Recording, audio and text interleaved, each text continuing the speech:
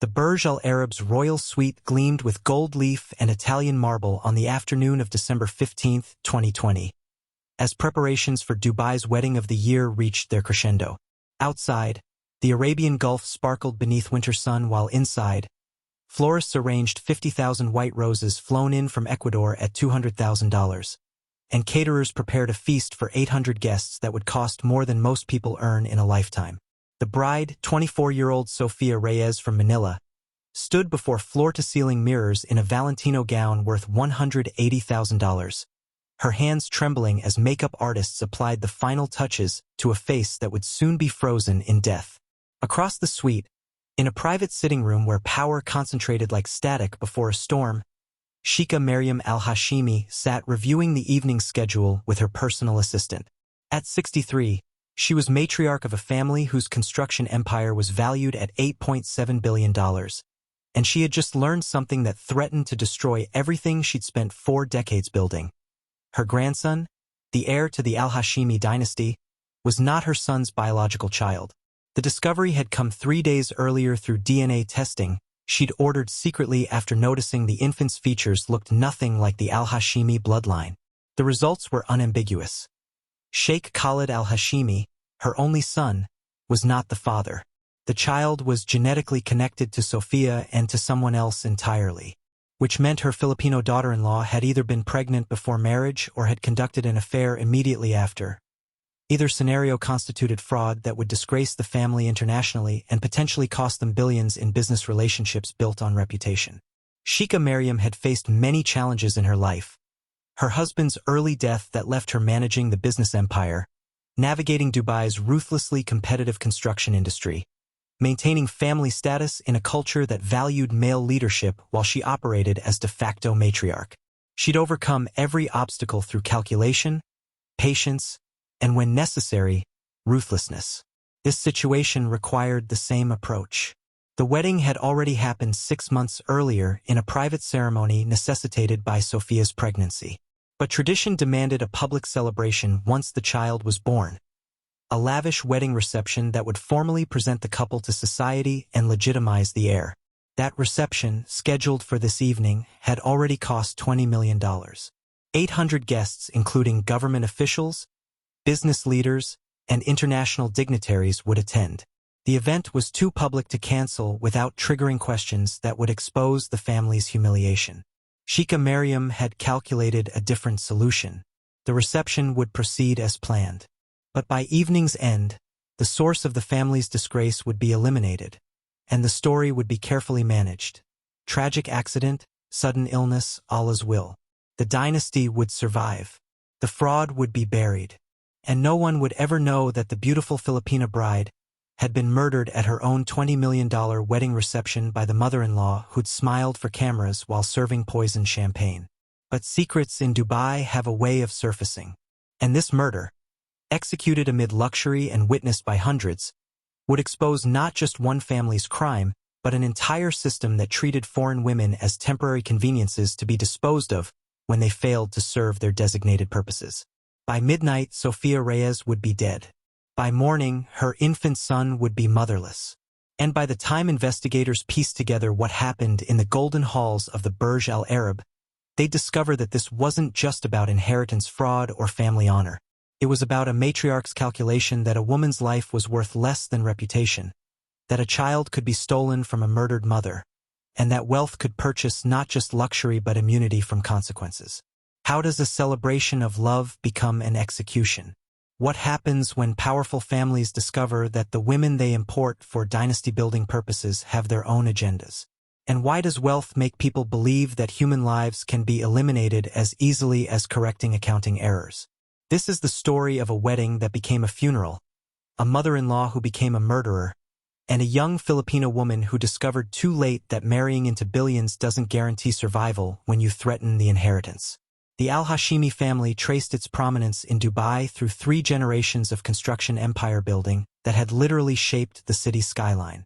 The patriarch, Sheikh Abdullah Al-Hashimi, had started with a small contracting business in 1975, timing his expansion perfectly with Dubai's oil boom and subsequent transformation into a global business hub. By the time of his death in 2003, Al-Hashimi Construction had built 17 of Dubai's major landmarks and accumulated wealth estimated at $3.2 billion. His widow, Sheikh Maryam, was the unexpected force who transformed the family business from successful to dominant. Born in 1957 to a prominent but declining Emirati family, she'd married Abdullah at 19 in an arrangement that benefited both families, her bloodline lending legitimacy to his new wealth, his money rescuing her family from genteel poverty. The marriage produced one son, Khalid, born in 1985. When Abdullah died unexpectedly of a heart attack at 56, leaving Khalid only 18 and unprepared for leadership, conventional wisdom suggested the business would be sold or absorbed by competitors. Instead, Sheikh Maryam stepped into control with a ruthlessness that surprised everyone who dismissed her as decorative wife. She installed herself as chairwoman, promoted loyal managers into key positions, and leveraged family connections into government contracts that expanded the business aggressively. By 2020, 17 years after her husband's death, Sheikh Maryam had grown Al-Hashimi Construction into an $8.7 billion empire. They'd built Dubai's third-tallest residential tower, had government contracts for infrastructure projects worth billions, and operated subsidiary businesses in property management, hospitality, and logistics. The matriarch was regularly featured in Gulf Business Magazine's lists of most powerful women, though everyone understood that her power derived from family position rather than Western-style feminism. Her son Khalid, now 35, was the public face of the business, handsome, educated at London School of Economics, fluent in English and Arabic, perfect for representing the company at international conferences and networking events. But everyone in Dubai's business circles knew that Sheikh Maryam retained actual control, making all significant decisions while allowing Khalid to perform leadership for cameras. Their relationship was complicated by Khalid's fundamental unsuitability for the role thrust upon him. He was intelligent but passive, preferring leisure to work, more interested in collecting luxury cars and attending social events than managing construction projects. His mother had long ago accepted that her son would never possess his father's business acumen or her own strategic ruthlessness. The solution was simple. She'd continue operating the business while grooming Khalid's future son, her grandson, to eventually inherit actual leadership. This dynastic plan required Khalid to marry and produce a male heir, preferably multiple heirs, ensuring succession security. Sheikh Maryam had spent years trying to arrange appropriate marriages between Khalid and daughters from other prominent Emirati families. But every negotiation collapsed, usually because those families' investigations revealed Khalid's passivity, his complete disinterest in business management, and more damningly, whispered rumors about his sexuality that made families question whether he'd produce the required heirs. By 2018, with Khalid approaching 33 and still unmarried despite family pressure, Sheikh Maryam faced a crisis. Dynasty required succession. Succession required heirs. If Khalid wouldn't produce heirs through traditional marriage to an Emirati woman, alternative approaches were necessary. She'd heard about other prominent families solving similar problems through marriages to foreign women, specifically Filipinas, who were considered beautiful, fertile, and importantly, sufficiently powerless that they couldn't threaten family control. These women could provide the necessary biological function of producing heirs while remaining subordinate to family authority in ways that modern Emirati women increasingly refused to accept. Sheikh Maryam researched the approach clinically. She consulted with other families who'd pursued similar strategies, learning about international marriage brokers, about conducting background investigations to ensure the women chosen had no problematic histories, about structuring prenuptial agreements that ensured these women could be divorced and removed after fulfilling their biological purpose without gaining access to family wealth. The strategy was clear. Import a young, beautiful, desperately poor Filipina. Marry her to Khalid. Get her pregnant quickly. Once she'd produced at least 2 male heirs, divorce her with a modest settlement, retain custody of the children, which UAE family law would grant to the father's family, and eliminate her from family life entirely. The children would be raised as Al-Hashimis with no connection to their disposable mother. In March 2019, Sheikh Maryam hired an international marriage broker specializing in connecting Gulf families with Filipino women. She provided specific requirements. Age 21 to 25, proven fertility, preferably already had a child from previous relationship, striking physical beauty, poor enough that money would motivate compliance, and intelligent enough to produce bright heirs but not so educated that she'd challenge family authority. The broker provided 3 candidates. Sheikh Mariam selected Sofia Reyes based on her profile. 23 years old, stunning features, university-educated in hospitality management but working as hotel receptionist due to family poverty. No children yet but medical records confirming fertility, and most importantly, a family situation desperate enough that she'd accept conditions most women would refuse. What Sheikh Mariam didn't know, because her investigation focused on Sofia's suitability for producing heirs rather than investigating Sofia's own strategies, was that Sophia had her own plans that would collide catastrophically with the matriarch's dynasty-building calculations. Sofia Isabel Reyes was born in 1996 in Quezon City, Manila, into a family whose circumstances were defined by medical catastrophe and economic desperation. Her father, Miguel, had been a successful accountant until a stroke at 42 left him partially paralyzed and unable to work.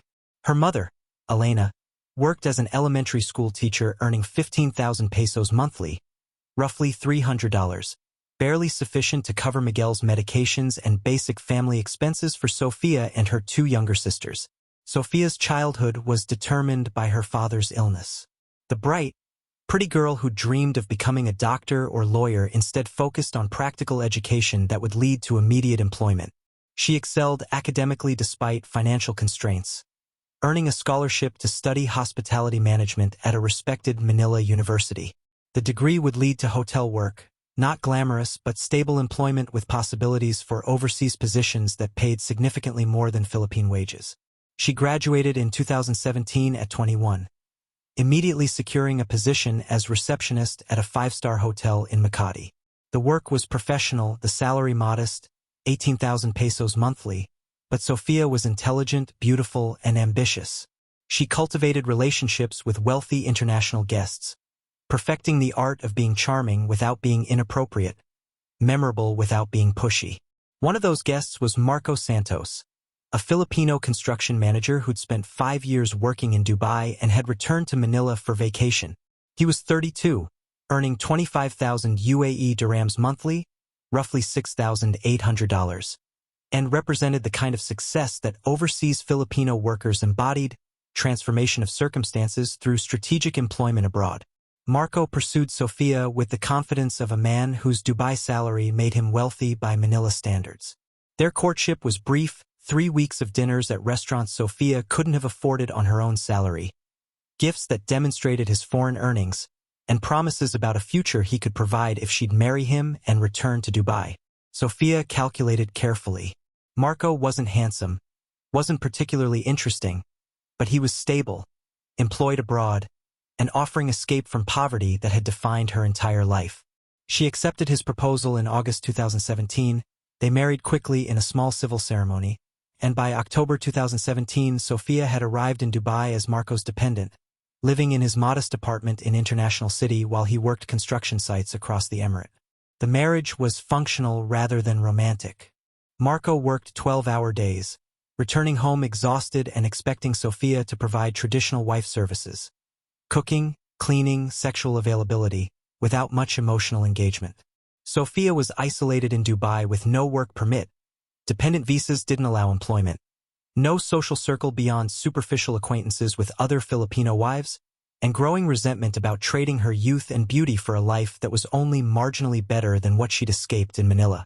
By March 2019, after 18 months of marriage, Sophia was desperately unhappy. Marco had revealed himself as controlling and occasionally violent. Not dangerously abusive, but enough slapping and verbal cruelty that Sophia understood her situation was deteriorating. She couldn't work legally, couldn't leave without his sponsorship being cancelled, which would make her visa invalid, and couldn't access the better life Dubai promised because Marco's income kept them in working-class circumstances rather than the luxury Sophia associated with the emirate. She began exploring escape routes. She researched Dubai's divorce laws and discovered they heavily favored men, especially in situations involving foreign wives. She investigated work opportunities but found that most required sponsorship transfer that Marco would never agree to. She contemplated returning to Manila, but that would mean admitting failure and returning to the same poverty she'd left. Then she discovered she was pregnant. The pregnancy was unplanned, unwanted, and catastrophic. A child would bind her to Marco permanently, would eliminate her remaining freedom, would condemn her to life as dependent wife to a man she increasingly despised. Sophia researched abortion options but found they were illegal in UAE except for extreme medical circumstances. She could travel to another country for the procedure, but lacked both money and the passport access. Marco controlled all their documents to make that happen. As her pregnancy progressed through spring 2019, Sophia spiraled into desperate depression. She'd escaped poverty only to trap herself in a different kind of prison, dependent on a husband she didn't love, carrying a child she didn't want, with no legal path to independence. In June 2019, she met Sheikh, Miriam's marriage broker. The meeting happened through a Filipino domestic worker who Sophia had befriended at a Pinoy grocery store. The woman mentioned that she knew a broker who connected Filipino women with wealthy Emirati families, sometimes for domestic work but sometimes for more lucrative arrangements. "If you're beautiful and smart," she said, "there are families looking for wives for their sons. The money is life-changing. You'd be set for life." Sophia's initial response was skepticism. She was already married, already pregnant. But desperation made her curious enough to meet the broker, a British-Pakistani woman named Zara who'd spent 15 years connecting Gulf families with foreign women for various arrangements. Zara assessed Sophia clinically during their consultation at a coffee shop in Dubai Marina. "You're exactly what my clients want," she said. "Beautiful, educated, young. The pregnancy is actually a bonus, proves your fertility. Some families specifically want women who've demonstrated they can carry to term." "I'm married," Sophia said, "to a Filipino man. I can't just divorce him and marry someone else." "There are ways to manage that," Zara replied. "Quick divorce in Philippines, arranged through lawyers who expedite the process. Or if divorce is complicated, there are families who don't require official marriage immediately. They just want the woman to produce heirs through surrogacy arrangements. Either way, we're talking about compensation that would set up your entire family for life. Millions of dirhams. Citizenship for your children. Security you'll never have with a construction worker husband." Sophia's mind raced through calculations. If she could divorce Marco, if she could position her pregnancy as occurring after the divorce rather than during marriage, if she could find a wealthy family desperate enough for heirs that they wouldn't investigate too thoroughly. "I have a family right now," Zara continued, "who specifically wants a young Filipino woman to marry their son and produce heirs. They're extremely wealthy billionaires. They're offering 500,000 dirhams immediately upon marriage, full support during pregnancy, and 2 million dirhams upon producing a male heir. Plus, you'd live in luxury you can't imagine. Your entire family in Philippines would be set up permanently." The money was staggering. 2.5 million dirhams was roughly $680,000. More money than Sophia could earn in several lifetimes of hotel reception work. It was university education for her sisters, medical care for her father, a house for her mother, and financial security that would erase every worry that had defined her existence. "What's the catch?" Sophia asked. "The family is very traditional. They'd control your life during the marriage, where you live, who you see, what you do. You'd be expected to produce at least 2 heirs, preferably 3. After that, you'd likely be divorced, but with significant settlement that would still leave you wealthy. You'd lose custody of the children. They'd be raised as Al-Hashimis, and you'd have no parental rights, but you'd be rich, free, and able to start over however you wanted." Sophia felt sick. Selling your children for money was objectively horrifying. But was it more horrifying than raising children in poverty, watching them suffer the same deprivations that had limited her own life? If she produced children who'd grow up in billions of dollars of wealth, receiving the best education and opportunities money could buy, while she received enough money to ensure her entire family's security, was that evil or practical? "Let me think about it," Sophia said. She thought about it for 3 days. Then she contacted Zara and accepted the arrangement. The logistics of Sophia's transformation from Marco's wife to Khalid's bride required careful choreography. First, the existing marriage had to be dissolved quickly and quietly. Zara connected Sophia with a Filipino lawyer in Manila who specialized in expedited annulments for overseas workers.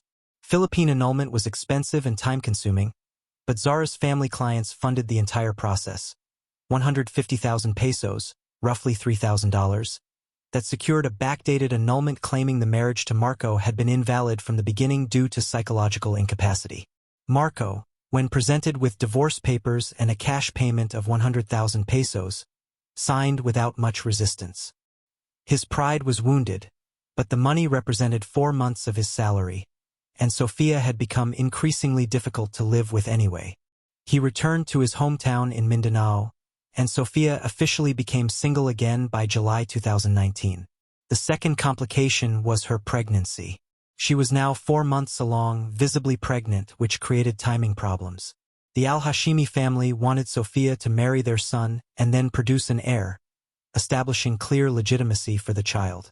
They didn't want a bride who arrived already pregnant with another man's child. Sophia and Zara developed a deception. Sophia would claim the pregnancy was very early, just 6 weeks when she met Khalid. They'd expedite the marriage, and the baby would be born prematurely, at what was actually full term but would be presented as early birth. The timing would be close enough that questions wouldn't necessarily arise, especially if the family was eager to believe their heir had been conceived within marriage. Sheikh Mariam was initially resistant to Sophia's pregnancy when Zara disclosed it during the introduction phase, but her desperation for heirs overrode caution. If Sophia was already proven fertile, that reduced risk. The pregnancy could be presented as occurring shortly after marriage began, close enough to legitimacy that social conventions would accept it. The introduction between Sophia and Khalid happened in late July 2019 at a luxury hotel in Dubai. Sheikh Mariam orchestrated everything: the setting, the conversation topics, the performance. Khalid was instructed to be charming, to discuss their future, to assess whether Sophia would be suitable mother and compliant wife. Sophia played her role perfectly. She was beautiful, demure, respectful. She spoke about family values, about her Catholic faith, which Sheikh Mariam appreciated as evidence of traditional morality, about her dreams of having children and raising them with strong values. She didn't mention that she was currently 4 months pregnant with her ex-husband's child. She didn't mention that she viewed this entire arrangement as transactional immigration strategy. She performed the role of grateful young woman being rescued from poverty by benevolent wealthy family. Khalid found her acceptable. More accurately, he found her beautiful and wasn't interested enough in the details to investigate further. His mother was orchestrating this marriage, and Khalid had learned years ago that resistance to his mother's plans was futile.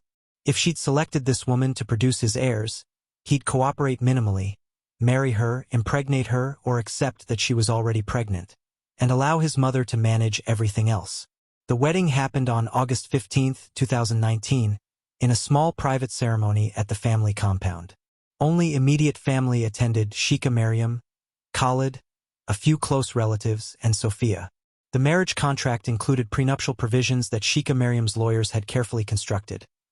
Sophia would receive monthly allowance during marriage, would have no claim on business assets, would relinquish parental rights to any children in event of divorce, and could be divorced at family's discretion with predetermined settlement that was generous by most standards but insignificant relative to family wealth. Sophia signed without objection. She understood she was signing away rights most women would fight to protect. But those rights had no value compared to the immediate payment she received: 500,000 dirhams, roughly $136,000, deposited into an account Zara had helped her open. That single payment was more money than Sophia's mother would earn in her entire lifetime as a teacher. The plan was proceeding perfectly. Sophia was now married to a billionaire heir, living in a dedicated apartment within the family compound, receiving the prenatal care wealth could purchase, and counting down to the birth that would trigger her 2 million dirham bonus payment. Sheikh Mariam planned a massive public wedding reception to occur after the birth, following Emirati tradition that frowned upon pregnant brides at public celebrations. The reception would formally present Khalid and Sophia to society, celebrating both the marriage and the heir's birth simultaneously. It would be the social event of the year, cementing the family's continued prominence and the dynasty's succession security. Sophia gave birth on December 20, 2019, to a healthy baby boy. She named him Gabriel, though Sheikh Maryam immediately insisted on the Arabic name Rashid in honor of Khalid's father. The baby was presented as premature but healthy, his actual full-term status hidden through selective disclosure of medical records. Sophia received her 2 million dirham payment as promised. She was now extraordinarily wealthy by her previous standards, roughly $545,000 in her private account, money her family in Manila couldn't even conceptualize. Her mother cried, receiving the first significant transfer Sophia sent home. Her sisters enrolled in private universities. Her father received medical treatment at expensive hospitals that had been financially impossible before. But Sophia had also noticed something during her pregnancy and delivery. The baby looked nothing like Khalid. Gabriel had darker skin tone, different facial structure, eyes that resembled Marco rather than the Al-Hashimi bloodline. Sophia told herself the resemblance was coincidental, that baby's features changed as they developed, that no one would investigate genetics closely enough to discover that the premature heir had actually been conceived months before Sophia married Khalid. She was catastrophically wrong. Sheikh Maryam first noticed something wrong when baby Rashid, she refused to use Sophia's chosen name Gabriel, was 3 months old. She'd been visiting the apartment where Sophia lived with the infant, performing her matriarchal duty of bonding with her grandson and ensuring the child was being raised properly. But studying the baby's features, she felt growing unease. The child had none of the Al-Hashimi family characteristics. The Al-Hashimis had distinctive features, lighter skin, sharp aquiline noses, particular shape to their eyes that had been consistent across 3 generations. This baby looked Filipino, not half Emirati, but fully Filipino. His skin tone was darker than either Khalid's or Sophia's. His facial structure bore no resemblance to any Al-Hashimi relative. Initially, Sheikh Maryam told herself she was being paranoid. Genetics were unpredictable. Sometimes children favored one parent's bloodline overwhelmingly. But the unease persisted and grew. She began researching infant genetics, consulting doctors discreetly about whether it was possible for an Emirati father and Filipina mother to produce a child who showed 0 Emirati characteristics. The doctors were diplomatic, but their consensus was concerning. Possible but unusual. Typically, mixed-race children showed features from both parents' backgrounds. A child who appeared entirely Filipino despite having an Emirati father suggested either unusual genetic expression or alternative paternity. By May 2020, when the baby was 5 months old, Sheikh Maryam's suspicion had crystallized into determination to know the truth. She couldn't directly accuse Sophia without evidence. False accusations would create drama that might reach beyond family control. But she could discreetly obtain DNA testing. The opportunity came during a routine pediatric visit. Sheikh Maryam accompanied Sophia and the baby, insisting on being present for her grandson's checkup. During the examination, the pediatrician conducted a routine blood draw. Sheikh Maryam arranged for the medical laboratory to provide duplicate samples, which she forwarded to a private DNA testing facility along with samples from Khalid obtained through similar discrete methods. The results arrived in early June 2020. The report was clinically unambiguous. Khalid al-Hashimi was not the biological father of the child registered as Rashid al-Hashimi. The probability of paternity was 0%. The child's DNA showed genetic markers consistent with Filipino heritage from both parents, meaning Sophia had been pregnant with another Filipino man's child when she'd married Khalid. Sheikh Maryam experienced something she rarely allowed herself to feel. Rage so profound it bordered on terror. She'd been deceived. Her son had been deceived. The family had been defrauded. The heir to the Al-Hashimi dynasty was illegitimate, a fraud, the product of some Filipino construction workers' seed rather than her bloodline. The implications were catastrophic. If this became public knowledge, the family would be humiliated across Dubai's elite society. Business relationships built on reputation would fracture. Khalid would be mocked as the cuckold who'd been tricked into raising another man's child. Sheikh Maryam's own judgment would be questioned. How had she allowed this deception to occur under her supervision? More practically, the child could never inherit. He had no Al-Hashimi blood. Any attempt to pass him off as legitimate heir would be fraud, potentially with legal consequences if business succession involved formally transferring assets to someone with no biological connection to the family. Sheikh Mariam's initial instinct was to confront Sophia immediately, divorce her with maximum prejudice, take the child who was legally Khalid's regardless of biology, and manage the situation through careful narrative control. But as she thought through scenarios, she recognized problems with each approach. Divorce would require explanation. People would ask why. The true reason would leak eventually. Dubai's elite society thrived on gossip, and something this scandalous couldn't be contained. The humiliation would be worse than keeping Sophia and managing the situation quietly. Taking the child while divorcing Sophia risked her fighting back. She might disclose the truth publicly out of spite, destroying the family's reputation while she had nothing left to lose. Better to eliminate her ability to disclose anything. Sheikh Mariam spent 3 months considering her options. During this time, she maintained normalcy, visiting Sophia and the baby regularly, planning the massive public wedding reception scheduled for December 2020, performing the role of doting grandmother while calculating how to eliminate the fraud without exposing it. By September 2020, she'd decided on her approach. The wedding reception was already planned, December 15th at the Burj Al Arab, $20 million budget, 800 guests, international media coverage. The event was too public to cancel without triggering exactly the questions she needed to avoid. Instead, the reception would proceed as planned. But during the event, Sophia would experience a tragic medical crisis. Sudden allergic reaction or undiagnosed heart condition. She'd die with doctors attending, doctors who could be trusted to support whatever narrative the family provided. The death would be Allah's will, tragic but not suspicious. With Sophia dead, the secret would be secured. The baby could be quietly excluded from formal succession planning without explanation. Sheikh Mariam would simply ensure Khalid remarried and produced legitimate heirs who'd inherit instead. The child could be raised by the family, establishing their compassionate character, but never positioned as true heir. And Sophia, the source of the fraud, would be eliminated before she could disclose the truth or demand further payments or make any other problems. The method was equally calculated. Poison was accessible to someone with Sheikh Mariam's resources, specifically, cyanide obtainable through industrial contacts. A lethal dose in champagne would act quickly, causing symptoms that could be attributed to allergic reaction or cardiac event. In the chaos of a massive social event with hundreds of people present, the death would be tragic accident rather than murder. Sheikh Mariam spent October and November perfecting her plan. She researched dosages with medical consultants who thought she was concerned about industrial safety. She obtained the poison through a supply chain manager who had access to compounds used in construction processes. She practiced her performance, the shocked mother-in-law, the grief at losing her daughter-in-law, the strength in managing tragedy with dignity. By December 2020, everything was ready.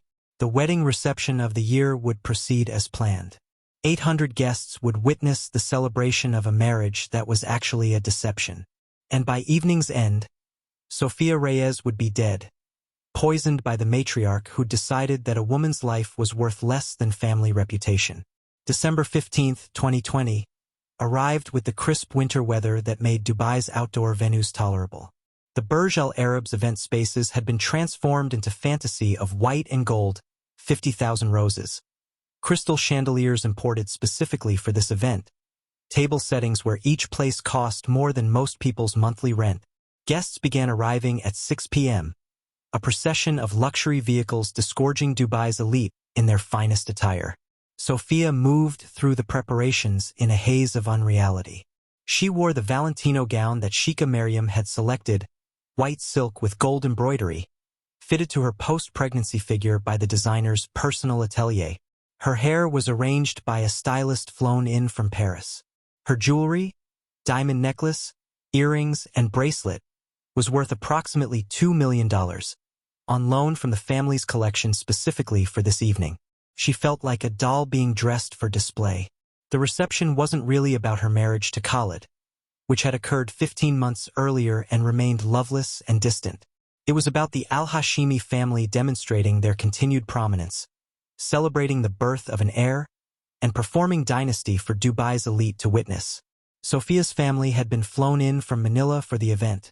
Her mother Elena, her father Miguel in a wheelchair, her two younger sisters wide-eyed at the luxury.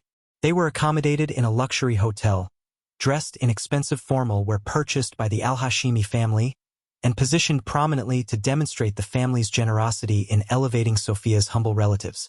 They had no idea that their daughter was living a performance, that her marriage was transaction rather than romance, or that the grandson they doted on wasn't actually Khalid's biological child. The reception began with traditional Arabic music and formal receiving line where Khalid and Sophia greeted 800 guests. Sophia smiled until her face ached, accepted congratulations in English and broken Arabic, and performed the role of grateful bride who'd been elevated from poverty to princess. Khalid stood beside her with the same detached pleasantness he brought to all family obligations, his mind clearly elsewhere even during his own wedding celebration. Sheikh Maryam orchestrated everything from a command position near the main entrance. She greeted important guests personally, directed staff with subtle gestures, and monitored the evening's progression with the attention to detail that had built her business empire. She was dressed in an elaborate kaftan of gold and emerald silk, her jewelry including pieces that had been in the family for 3 generations.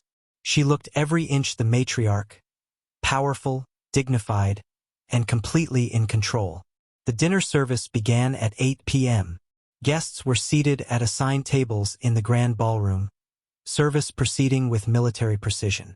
Sheikh Maryam had ensured Sophia and Khalid were positioned at an elevated head table, visible to all guests with family members arranged nearby. The menu was extravagant, Arabian and international fusion cuisine prepared by 3 Michelin-starred chefs, each course paired with specific wines or non-alcoholic alternatives for Muslim guests who abstained. Sophia ate almost nothing. Her stomach was tight with anxiety she couldn't name. She'd felt uneasy all day, some survival instinct suggesting danger she couldn't identify. Sheikh Maryam had been unusually attentive, visiting Sophia's suite multiple times during preparations, complimenting her appearance excessively, treating her with warmth that felt performative rather than genuine. At 9:30 p.m., the formal toast was announced. Service staff distributed champagne flutes to all guests, actual champagne for non-Muslim attendees, sparkling grape juice in identical flutes for those who abstained from alcohol. The head table received special crystal flutes on an ornate silver tray, presented with ceremony appropriate to the evening's lavishness. Sheikh Maryam stood to deliver the toast, her voice carrying across the ballroom through discreet microphone system. She spoke in Arabic first, then English for international guests. Tonight, we celebrate not just the marriage of my beloved son Khalid to his beautiful bride Sophia, but the continuation of our family's legacy.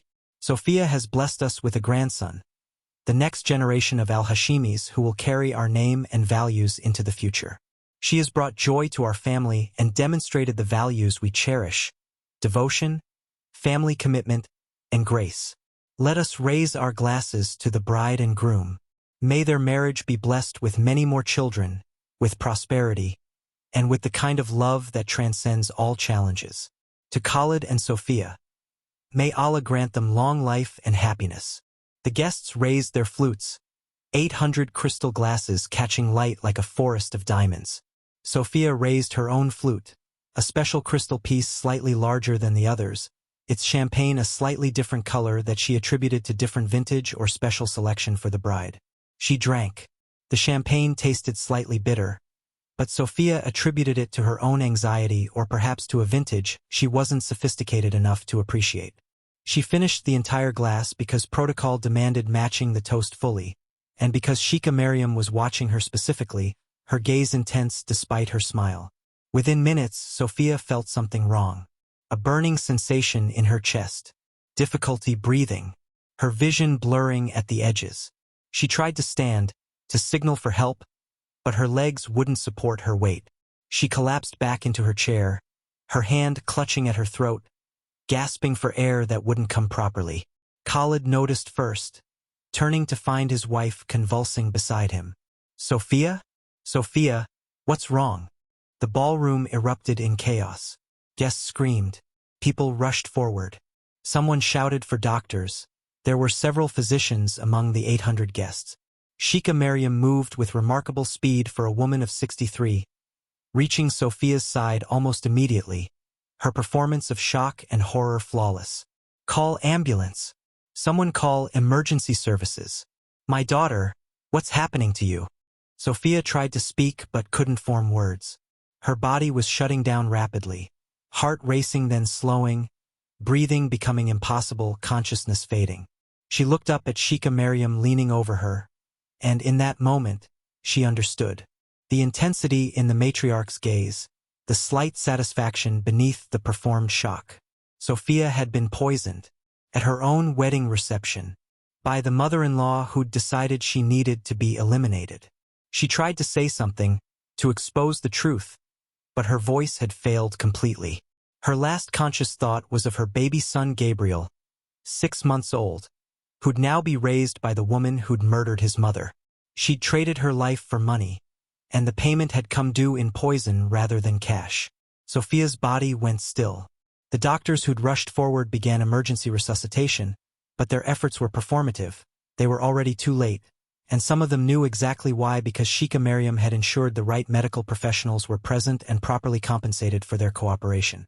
At 9:47 p.m. on December 15, 2020, Sofia Reyes was pronounced dead. Cause of death: to be determined, but initially appeared to be sudden cardiac event or severe allergic reaction. The wedding reception of the year had become a tragedy that would dominate Dubai's news for weeks. Sheikh Maryam performed grief beautifully. She held Sophia's body, tears streaming down her face, crying out in Arabic about the cruelty of fate taking her beloved daughter-in-law. She comforted Sophia's mother Elena, who'd collapsed in hysterical grief. She organized immediate response, securing the venue, managing media, ensuring that narrative was controlled before speculation could spread. She was the picture of a matriarch managing tragedy with strength and dignity. No one suspected that she'd orchestrated the entire murder, that the champagne in Sophia's special flute had contained lethal cyanide dose, that the doctors declaring natural causes were complicit in covering up homicide. The perfect crime, executed in front of 800 witnesses, hidden in plain sight beneath the performance of tragedy rather than murder. But perfect crimes have an unfortunate tendency to unravel, especially when they're committed by people whose arrogance makes them careless about witnesses they've dismissed as irrelevant. The initial investigation into Sophia's death was cursory by design. Dubai police responded to the incident at the Burj Al Arab, interviewed witnesses superficially, and accepted the preliminary medical assessment of natural causes, likely sudden cardiac event or anaphylactic shock. The case was classified as unexpected death during public event, requiring documentation but not extensive investigation absent evidence of foul play. Sheikh Maryam had ensured the right investigators were assigned, officers who understood that cases involving prominent families required delicate handling, and who received subtle encouragements to avoid embarrassing the Al-Hashimis during their time of grief. The autopsy was assigned to a medical examiner who'd performed similar services for other wealthy families, someone who understood that his reports should reflect what powerful families needed, rather than what evidence strictly indicated. The official autopsy report, issued December 18, 2020, concluded that Sofia Reyes Al-Hashimi had died of sudden cardiac arrhythmia, possibly triggered by undiagnosed congenital heart condition exacerbated by stress of the large social event. Toxicology screening was conducted but found no evidence of suspicious substances, a lie facilitated by the medical examiner's selective testing that avoided screening for the specific compounds that would reveal cyanide poisoning.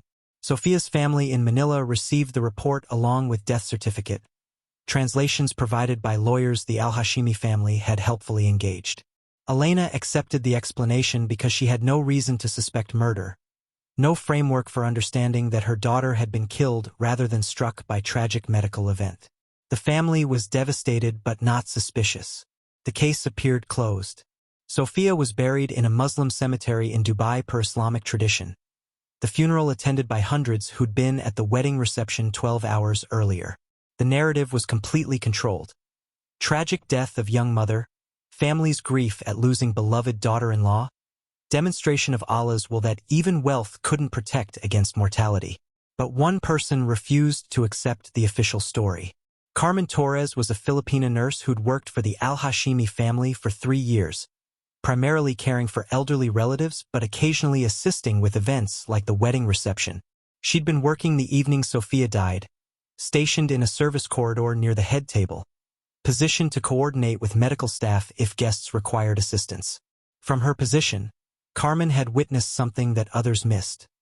Sheikh Mariam personally supervising the preparation of the special champagne flutes for the head table. The matriarch had insisted on handling the bride's flute specifically, spending perhaps 15 seconds near the service station where drinks were being arranged, her body blocking view of exactly what she was doing. Carmen had thought it odd at the time but not necessarily suspicious. Perhaps Sheikh Mariam was just ensuring everything was perfect for the toast. But after Sophia's death, the memory acquired sinister significance. Why would the matriarch personally handle her daughter-in-law's drink? Why had Sophia's flute been noticeably different from others? Why had her death occurred minutes after drinking from that specific glass? Carmen was also one of the few people who knew about the DNA testing. She'd accompanied Sheikh Mariam to the pediatric appointments where samples had been collected, had overheard phone conversations that suggested the matriarch was investigating the baby's paternity, had witnessed the rage on Sheikh Mariam's face when certain documents had arrived by courier in early June. The pieces formed a disturbing picture. Sheikh Mariam discovers the heir isn't biologically legitimate. She plans elaborate public wedding that would make Sophia's disappearance impossible to arrange quietly. She poisons Sophia at the reception in front of hundreds of witnesses, hiding murder as medical tragedy. She controls investigation through wealth and influence, ensuring no one looks too closely at what really happened. Carmen faced an impossible decision. Speaking up meant accusing one of Dubai's most powerful families of murder. It meant risking her own employment, her visa status, potentially her life. The Philippines had 2.3 million overseas workers in various countries, and they understood implicitly. Don't challenge powerful employers, don't cause problems, accept injustice because survival requires silence. But Carmen had known Sophia. They'd spoken occasionally during the months Sophia had lived with the family. Sophia had been kind, had treated Carmen like a person rather than invisible servant, had shared fears about her marriage and the family dynamics that made her uncomfortable. Carmen felt she owed Sophia something, at minimum the truth about her death. In January 2021, Carmen contacted the Philippine embassy in Dubai anonymously, providing details about what she'd witnessed and why she believed Sophia had been murdered. The embassy initially dismissed her report as conspiracy theory from a distressed compatriot. But Carmen persisted, providing specific details about the DNA testing, about Sheikh Mariam's access to Sophia's champagne, about the medical examiner who'd conveniently avoided testing for specific poisons. The embassy elevated the case to their consular affairs section, which had protocols for investigating suspicious deaths of Filipino nationals abroad. They requested that Dubai police reopen the investigation and conduct expanded toxicology screening specifically looking for cyanide and related compounds. Dubai police resisted initially. The case was closed. The family was politically connected. Reopening would create diplomatic complications. But Philippine government pressure combined with international human rights organizations' attention, Carmen had also contacted Human Rights Watch, forced their hand. In March 2021, for months after Sophia's death, her body was exhumed for expanded autopsy and comprehensive toxicology screening. The second examination, conducted by a different medical examiner under international observation to prevent tampering, revealed what the first had hidden: lethal levels of potassium cyanide in Sophia's tissue samples. The concentration and distribution indicated she'd ingested the poison orally, likely in liquid, approximately 10 to 15 minutes before death. The finding transformed the case from closed accident to active homicide investigation. Dubai police formed a special investigation team, this one insulated from the political pressures that had compromised the initial inquiry. They reviewed all evidence from the wedding reception, witness statements, security footage, service records for the champagne flutes, and staffing details. Carmen came forward publicly in April 2021, providing detailed testimony about what she'd witnessed and what she knew about Sheikh Mariam's discovery of the paternity fraud. Her courage inspired two other Filipino staff members to provide corroborating testimony about the matriarch's rage after receiving DNA results, and her cryptic comments about solving the problem permanently. Security footage reviewed frame by frame showed Sheikh Mariam's 15-second interaction with Sophia's champagne flute during preparation. Forensic analysis of the flute itself, which had been preserved as part of the venue's emergency response protocol, contained trace evidence of cyanide that had survived the initial superficial testing. Most damningly, investigators discovered Sheikh Mariam's cyanide procurement. The supply chain manager who'd provided it, initially loyal, broke under interrogation and detailed how the matriarch had requested the compound in October 2020, claiming it was needed for industrial applications but providing no legitimate business justification. By May 2021, the evidence was overwhelming. Sheikh Mariam Al-Hashimi was arrested and charged with first-degree murder. The arrest of one of Dubai's most powerful women shocked the Emirates elite and made international headlines. Billionaire matriarch charged with poisoning daughter-in-law at $20 million wedding reception. The trial of Sheikh Mariam Al-Hashimi began in September 2021 at the Dubai Court of First Instance. It was the social and legal event of the year, exposing not just one family's crime but broader dynamics of power, foreign workers' vulnerability, and how wealth attempted to purchase immunity from murder charges. The prosecution's case was methodical and damning. They presented the DNA evidence showing baby Rashid wasn't Khalid's biological child, establishing motive. They documented Sheikh Mariam's procurement of cyanide and her exclusive access to Sophia's champagne flute during the reception. They showed security footage of her suspicious behavior. They presented Carmen's eyewitness testimony and corroboration from other staff.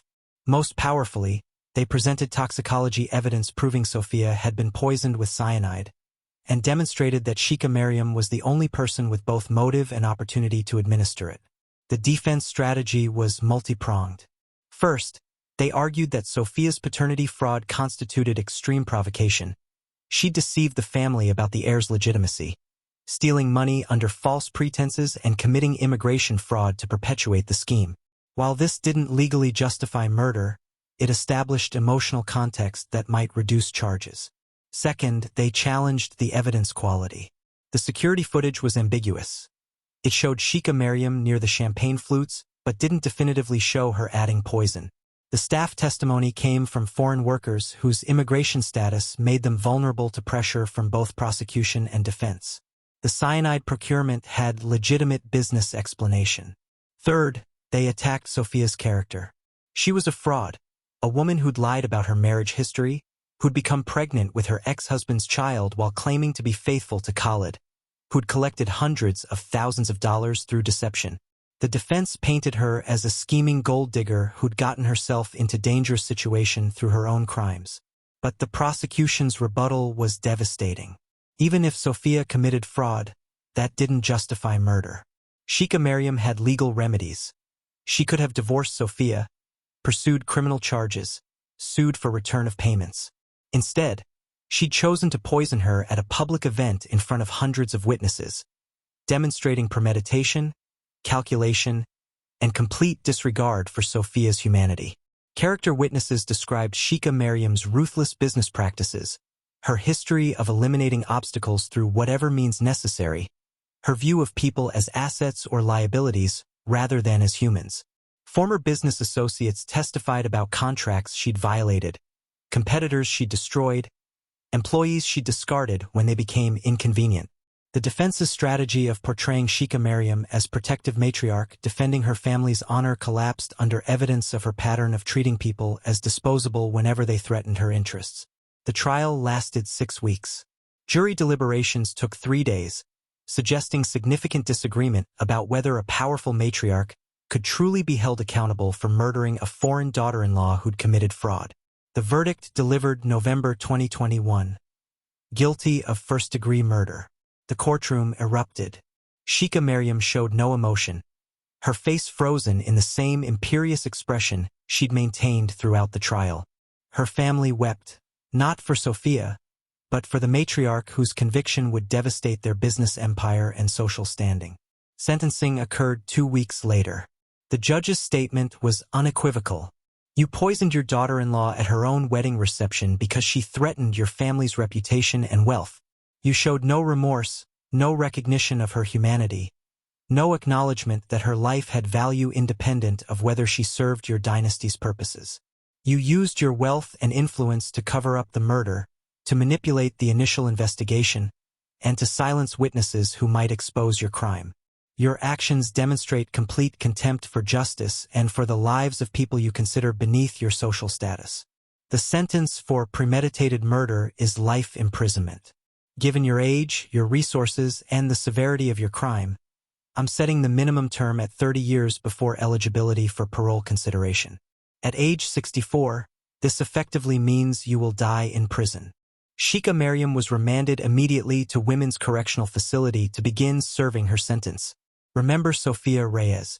Remember that women who trade marriage for immigration are making survival choices shaped by global inequality. Remember that fraud doesn't justify murder. And remember that the deadliest poison isn't cyanide. It's the belief that wealth grants immunity from consequences, and that some lives matter less than reputation. Share this story to expose how marriage fraud industries create conditions for deadly violence. Subscribe to support investigations of crimes against foreign workers. Comment to show algorithms that these stories deserve visibility.